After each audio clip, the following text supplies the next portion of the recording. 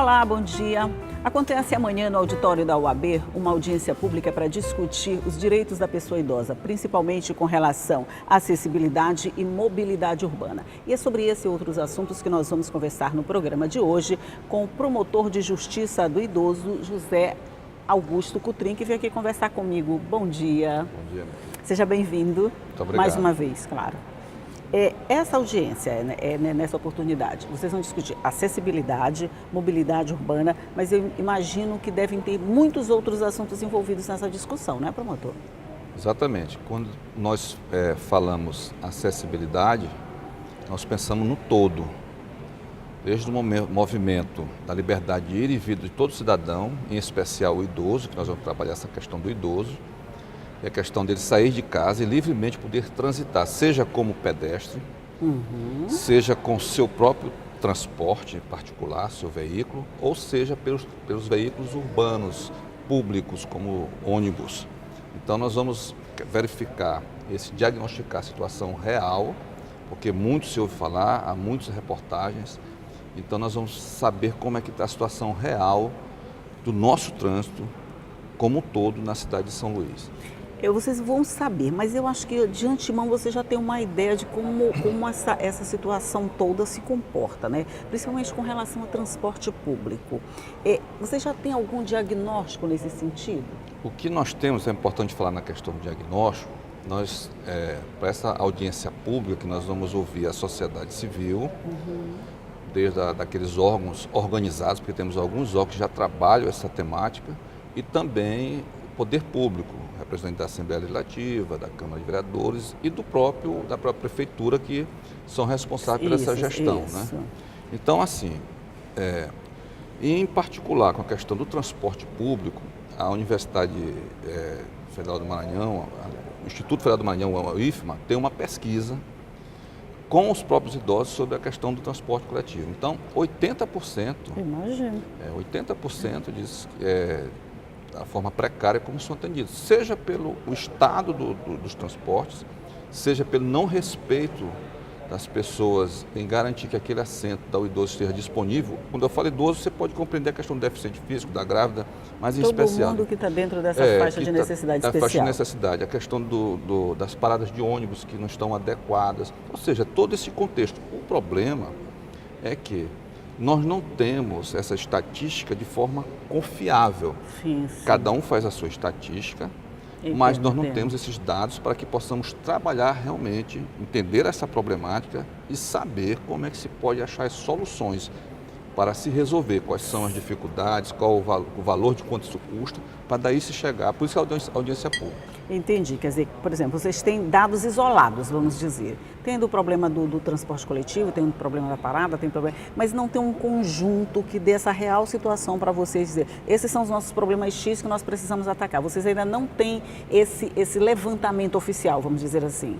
Exatamente. Eu solicitei, por exemplo, se um idoso é atropelado numa faixa de pedestre, esse dado consta como uma pessoa foi atropelada. Não existe a diferenciação de faixa etária. Tá. Se esse idoso é levado para um hospital e depois ele falece, ele não vai se constar que ele faleceu de um acidente de trânsito. Você está me entendendo? Aí são muitos pontinhos que precisam ser interligados para dar uma... Sem esse diagnóstico, dificilmente nós vamos conseguir propor uma política pública realmente com base na realidade. É verdade, tá certo? Verdade. Tentar resolver isso, né? Enquanto não tem esse diagnóstico, como é que vocês acham? Não fica difícil desenvolver políticas públicas específicas assim para determinado setor, se não se sabe, na verdade, como é o comportamento de todos esses mecanismos que eles precisam para garantir essa qualidade de vida? Pronto. Então, qual é a nossa ideia na audiência pública? Nós estamos convidando as universidades que têm os seguintes cursos, a priori, né? Engenharia, arquitetura, economia, ciências contábeis. Por que esses cursos? Porque a princípio a gente pode pensar que não tem nada a ver, né? E tem tudo a ver, porque tem a engenharia de tráfego. Isso. Quem planeja a questão do transporte, dos veículos, das faixas, é um engenheiro, não é aleatório. Então, se essa faixa está errada, ou não tem a visibilidade do motorista, ou a pessoa que vai atravessar não consegue olhar corretamente, ou está mal sinalizado, esse sinal abre, aquele fecha numa sincronia, ou essa faixa vai dar num abismo, como tem algumas, né?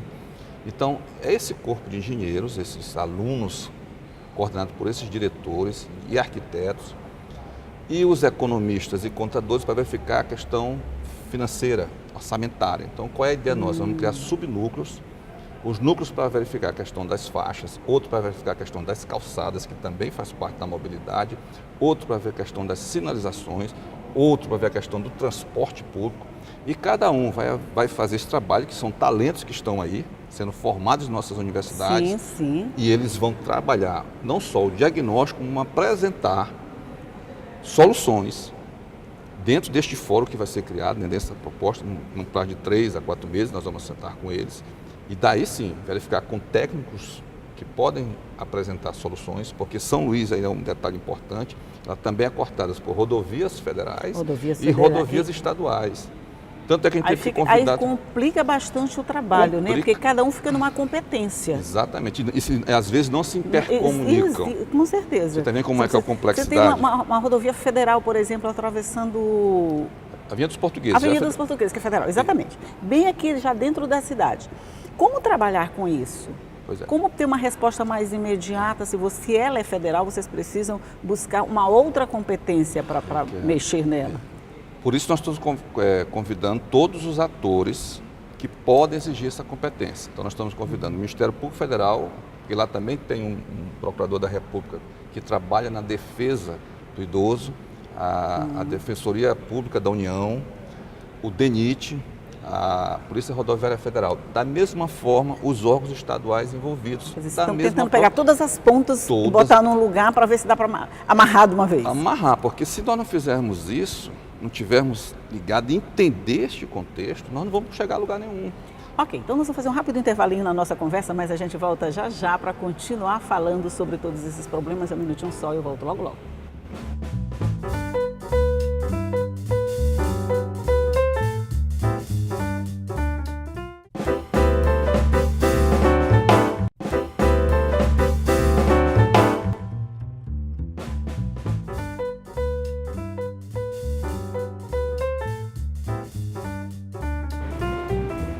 De volta aqui para continuar a nossa conversa sobre os problemas que atrapalham, vamos dizer assim, o dia a dia do idoso aqui em São Luís. Vocês vão juntar todas essas pessoas que o senhor está falando, todos esses segmentos. Essa comissão que vai ser formada, ela vai ter o trabalho de identificar os problemas e apresentar a solução, ou esses problemas vão ser identificados durante essa audiência pública, promotor? Não, durante o primeiro passo, isso é um procedimento que nós abrimos, questão técnica, né, do Ministério Público, em especial nossa Promotoria de Justiça em Defesa do Idoso, e nós partimos primeiro para a audiência pública, que nós vamos ouvir a sociedade civil, através de alguns órgãos até técnicos que já trabalham essa temática, ouvimos pessoas que desejam apresentar algum tipo de problema que vem enfrentando na sua comunidade, ou onde ele vai se direcionar para o seu trabalho, ou para o seu hospital, para a sua clínica. Então, nós vamos ter um panorama e ouvir representantes do poder público, como daqui da porque nós temos uma frente parlamentar pela defesa da vida no trânsito, que ela trata justamente dessa situação, trabalha com SOS Ouvida, trabalha com vários, vamos dizer, com vários segmentos que já fazem esse trabalho. Eles também vão ser ouvidos, vão ser participar dessa discussão. Nós tivemos aqui, fomos muito bem recebidos pelo deputado César Pires, que é o presidente dessa comissão. Então, evidentemente que ele, como representante do povo maranhense, né, ele vai estar lá, confirmou com a gente. Convidamos também o deputado Wellington, que está sempre envolvido nessa questão, que também era líder da minoria. Nós o convidamos o representante da Câmara de Vereadores, representante do Poder Legislativo, como do Executivo e todas as entidades, né? Então, essas pessoas vão... E os técnicos. Nós temos técnicos que já têm um diagnóstico preparado, mas mesmo assim nós queremos ouvir a comunidade. Se bate uma coisa com a outra, ver o que está diferente. O que está diferente, mas o principal que nós queremos é envolver esta comunidade universitária que está aí, esses talentos que estão... Isso, é verdade. Que se envolvam na nossa comunidade, porque nós precisamos entender que o poder público não dá mais conta de nada. E não resolve tudo sozinho, E não resolve né? tudo sozinho, corrigindo. Ele não consegue mais resolver tudo sozinho. E que a melhor gestão é a gestão compartilhada. É que a comunidade se envolve, é muito mais confortável, porque assim, imagine que ele não vai ter qual o custo disso aí, nenhum. O custo assim, eu moro nesta cidade, eu quero ver essa cidade bem, boa para todos nós. Se ela é boa para idoso, ela é boa para todos. Para todos, é verdade. Ela... E essa questão de o poder público não resolve tudo sozinho, a gente acostumou jogar todas as responsabilidades nas costas do governo. Isso aqui não deu certo porque o governo arrumou, isso aqui, o esgoto está entupido, porque a gente não percebe a nossa responsabilidade. Por exemplo, uma pessoa que chega dentro do ônibus e senta na cadeira do idoso, aquela reservada para o idoso, de alguma forma ele está atrapalhando esse processo, mas a pessoa não percebe, precisa dessa conscientização, como é que resolve isso? Porque assim, quando você pega a Constituição, que é a nossa lei maior, que traz um princípio fundamental, o que ele disse? De quem é a responsabilidade? Primeiro ele diz assim, a responsabilidade é da família, isso, da sociedade, olha só, que aí envolve esse cidadão e por último ele põe o Estado. O Estado ele é um órgão que nós colocamos para cuidar de nós, para gerenciar. Mas se eu não faço a minha parte, é verdade. Aí vem a questão da moral e da ética. Como é que eu quero que alguém cumpra? Porque é muito fácil. Porque é mais fácil. É mais fácil exigir do outro. Eu vou exigir um comportamento de um gestor público enquanto eu, cidadão, não o faço. Como é que eu vou exigir a limpeza da minha rua, ou que o lixo passe todos os dias, se eu mesmo sou o primeiro, jogo papel no local chão, inadequado, não sou na responsável. Rua, Então, como é que eu vou exigir um direito de ter o assento adequado, de ônibus limpos, ônibus no horário, para de ônibus adequadas, se eu vou lá e ocupo um espaço que é dedicado a um idoso que já está com dificuldade, ou de um deficiente físico, ou de uma grávida, faço de conta que estou dormindo, ou viro o rosto para o lado. Será que ele está exercendo a cidadania mesmo? Será que ele está sendo digno? Ele está respeitando o outro? Será que ele pode cobrar alguma coisa? Será que ele pode cobrar alguma coisa? Então, mesmo que ele comece a se envolver nisso, ele vai entender as dificuldades do poder público. Essa é a oportunidade do poder público. Olha, eu tenho dificuldades. Eu também tenho dificuldades. A ideia nossa é que a gente estenda a mão. Essa tem sido nosso trabalho. A gente está aqui para estender a mão e ajudar. Tirar aquela noção de caráter controlador, punitivo, entendeu? Órgão de controle, não. Nós queremos discutir para achar soluções conjuntas. A outra solução é só quando a gente vê que realmente há um descaso, há o que a gente chama, no princípio, chama omissão trágica. É quando o gestor se omite de tal forma que aquela omissão vai gerar uma tragédia. E isso nós queremos evitar. Aquela coisa que está ali, todo mundo está olhando, ninguém fez nada, até que ela chegou no verificando que aquilo ali vai ocorrer alguma coisa, todo mundo vai ficando em silêncio, quem pode fazer alguma coisa vai fazendo, até que ocorrer um ponto, a omissão trágica de todos. Todos foram omissos. Quando acontece a tragédia, todo mundo fica olhando um para o outro, quem foi o responsável. Todo mundo aparece com soluções maravilhosas. É verdade. Mas ninguém se atentou para prevenir aquilo ali. E essa responsabilidade compartilhada, vamos dizer assim, ela passa por todo mundo. A pessoa que entra no ônibus, o motorista do ônibus, que às vezes faz de conta que não percebe que é o idoso que está subindo ou descendo, o cobrador, acho que todo mundo, se envolver, dá um resultado bom, não dá? É disso que nós estamos acreditando, nós estamos acreditando nisso, né?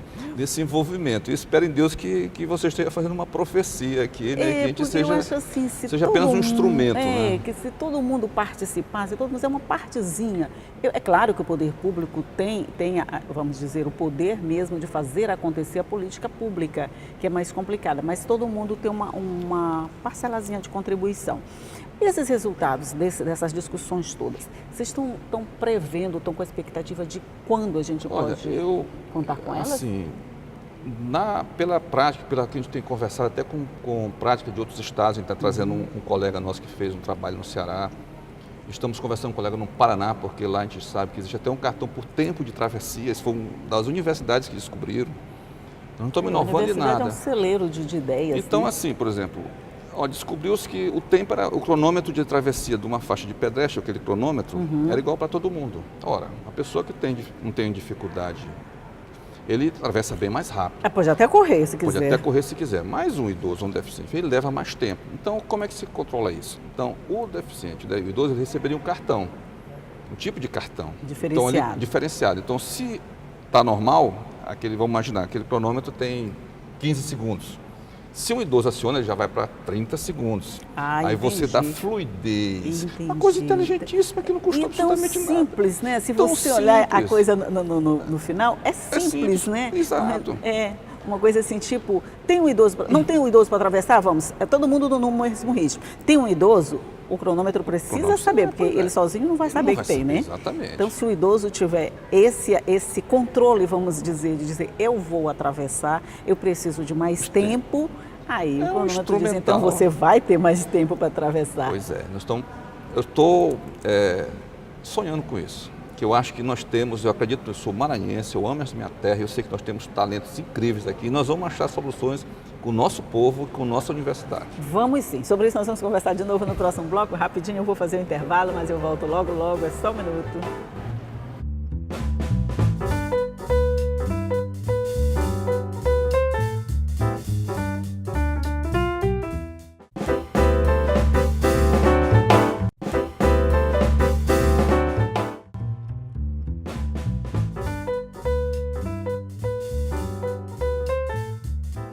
De volta aqui para o nosso último bloco de conversa sobre esse assunto, que é desenvolver alternativas para melhorar a qualidade de vida do idoso. Esse envolvimento todo da sociedade, o senhor acredita que passa por um processo de conscientização? E quando a gente fala em conscientização, eu fico meio assim agoniada, porque para mim parece um processo longo, demorado, que a gente precisa tomar conhecimento de que aquilo é importante para a partir daí desenvolver essas ideias, ou a gente vai ter logo alguns resultados que vão saindo logo de primeira, enquanto vem outros mais complexos depois? Sim, então a gente precisa entender que existem instrumentos, né? Uhum. Entender como é que funciona a questão do gerenciamento do nosso país. Vamos esquentar nosso café? Muito rapidamente. Nós viemos do patrimonialismo, onde havia uma mistura entre o público e o privado muito forte, né?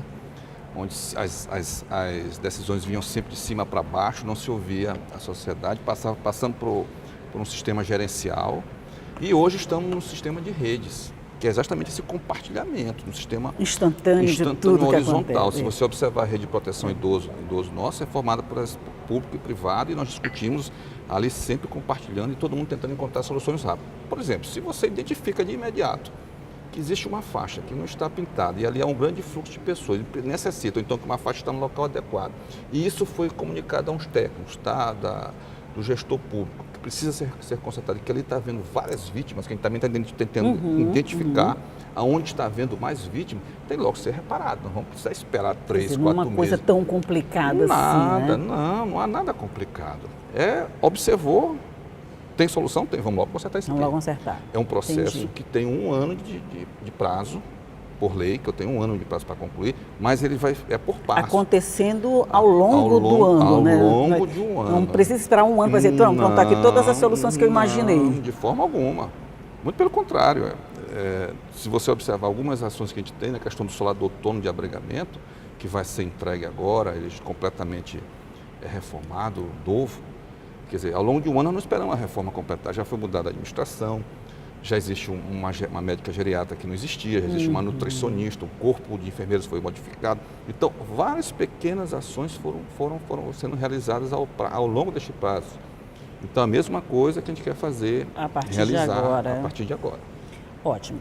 Se o senhor pudesse mudar alguma coisa emergencialmente, por exemplo, promotor, o que o senhor queria mudar hoje ou amanhã? Tem alguma coisa assim que você disse, aqui está me incomodando e eu quero mudar logo?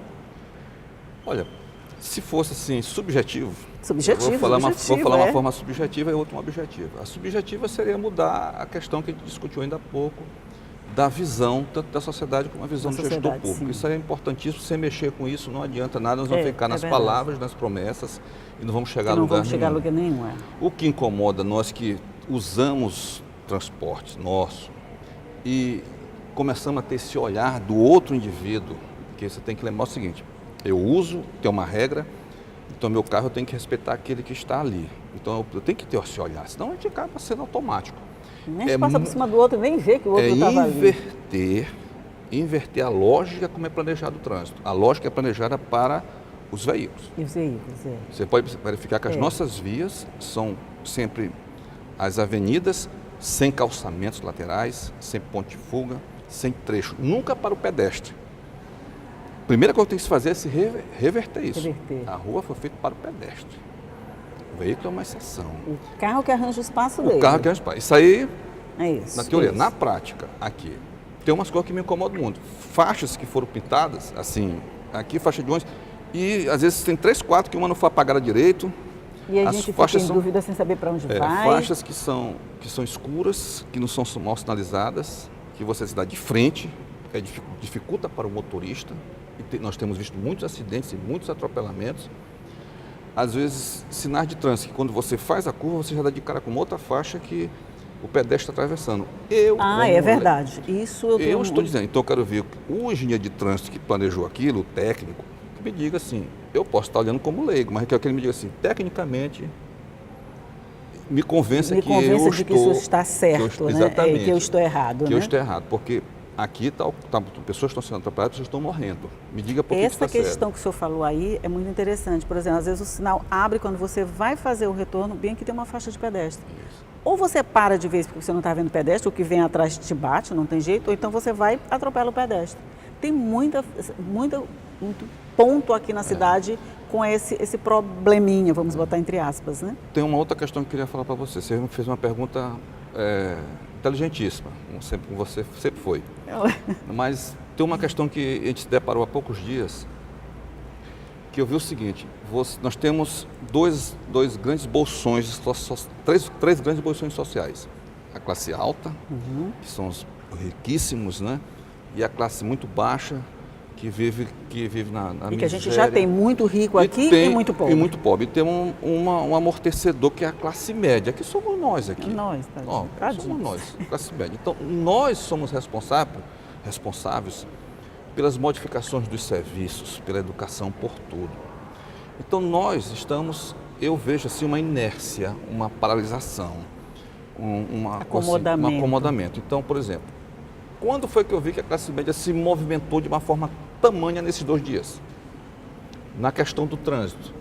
Quando a prefeitura botou uns pardais, não me lembro bem, umas coisas aí, e muita gente foi multada e se revoltou. Mas por quê? Porque mexeu no bolso de pessoas que tinham recurso. Foi um movimento rápido. Por que isso não acontece em outras frentes? E a solução veio logo, né? A solução foi Descobriram imediata, até que tinha porque a sociedade se mobilizou. efeito. Eu fiquei me perguntando, viu o que é questão social? Se esse mesmo grupo que tem poder de influência, é o mesmo grupo. É o mesmo grupo. Poder de influência. Por que ele também não começa a olhar isso aqui de outra forma? Porque ele vai modificar a realidade. Se ele começar a ir lá nos hospitais e ver que a pessoa atropelada, que era para passar 10 dias, passa 40, que 70% das pessoas internadas são de pessoas que foram de acidente de trânsito e que isso gera um custo altíssimo ao poder público e que esse custo é pago por todos nós, que vai faltar lá em outras áreas, talvez a gente comece a modificar essas realidades. Eu espero que essa revolta realmente venha por aí. Agora deixa eu fazer o papel do advogado não é do diabo não, do contra, tá? Do contra. Essa camada da população se mexeu porque esse problema de alguma forma afetou ele diretamente, é puxar o dinheiro do bolso dele imediatamente. Para ele se mexer por conta de outros problemas um pouco mais distantes, é porque ele não se sente atingido por esses problemas. Esse é que é o problema. Porque não é um semelhante. Exatamente. Outra discussão que está em voga agora, a questão, eu vou colocar isso, já acontece em todo lugar e acontece aqui em São Luís. Porque se você vê quem é essa camada social, você vai ver membros do Ministério Público, colegas nossos, professores, juízes, pessoas também que têm poderes dentro da sua área de atuação de fazer modificações. Nessas interdições está se discutindo de você poder ingressar em lares coletivamente, sem identificar o lar. Aí existe um princípio fundamental que você não pode entrar num lar de ninguém, na casa de alguém, a não ser que seja sem ordem judicial, sem por flagrante delito ou para socorrer. Aí diz assim, mas essa ordem é só para os pobres ou vai atingir a classe média também? Aí virou uma discussão de ética e moral muito forte. Porque assim, se não está me atingindo, mas não está lhe atingindo agora. Não está me atingindo agora. Então perceba que amanhã pode dar um problema. Porque amanhã, hoje no instante, mas você pode atropelar alguém amanhã. E isso pode gerar um impacto na seu psique, na sua coisa assim, poxa, eu acidentei aquela pessoa, não é porque eu quis, é porque eu não vi, a sinalização estava errada, aquela pessoa vai dizer que eu fui culpado, eu não fui, aí a discussão vai mais além. Mas eu silenciei na época, eu podia ter modificado. Porque aquilo não me atingiu. Porque todo dia eu passo ali e vejo que aquilo está errado. Eu acabei de discutir uma coisa com você aqui, que nós estamos observando diariamente. Todo dia eu tenho que parar naquela faixa, vejo que está errada, mas nada me moveu para modificar. Fazer alguma coisa para mudar a situação, né? E a gente vê um exemplo bem simples disso, essa questão agora que dá a prisão domiciliar para mulheres, para detentas com filhos pequenos. Essa é uma situação que sempre existiu, que ninguém nunca fez nada, né? Na hora que incomodou alguém com mais, vamos dizer assim, com poder de influência, a situação foi resolvida tão rapidamente. Você está vendo? Não é? Pronto, exemplo, simples assim, né? Quando a coisa nos envolve, ela tem uma outra dimensão. Se ela nos toca, se ela nos incomoda, ela tem uma outra dimensão. Quando ela incomoda só o outro, deixa pra lá. Você tem que ver o seguinte, se nós chegamos aqui, de qualquer forma, Deus nos abençoou, porque nós tivemos acesso a uma educação que nos concedeu, nós estudamos, não estou falando de educação no sentido de ser educado, mas de conhecimento. De educação formal mesmo. E você, mesmo. de educação formal, você pode ser um agente transformador.